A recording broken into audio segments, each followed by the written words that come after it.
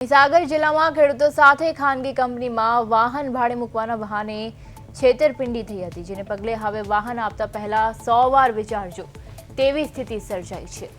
મહીસાગરના ખાનપુર તાલુકાના અલગ અલગ ગામોમાં કેટલાક ભેજાબાજો દ્વારા સીધા સાદા ખેડૂતોને કમાણીની લાલચ આપવામાં આવી હતી। આ શખ્સોએ ખેડૂતોના ટ્રેક્ટરો ખાનગી કંપનીમાં સારા ભાડે રાખવાની ખાતરી આપીને તેમની પાસેથી ટ્રેક્ટરો મેળવી લીધા હતા અને ત્યારબાદ તેની ઉઠાંતરી કરી રફુ ચક્કર થયા હતા। હવે ચોમાસાની ઋતુ શરૂ થતાં જ વાવણી અને ખેતીકામ માટે જ્યારે ખેડૂતોએ પોતાના ટ્રેક્ટરો પાછા માંગ્યા ત્યારે આ સમગ્ર કૌભાંડનો ભાંડો ફૂટ્યો હતો। ભાડું તો દૂરની વાત રહી, પરંતુ પોતાના ટ્રેક્ટર પણ ગુમાવવાનો વારો આવતા ખાનપુર પંથકના ભોગ બનનાર ખેડૂતો મુશ્કેલીમાં મુકાયા છે। આ મામલે પીડિત ખેડૂતો દ્વારા મહીસાગર જિલ્લા પોલીસને લેખિતમાં જાણ કરીને ન્યાયની ગુહાર લગાવવામાં આવી છે।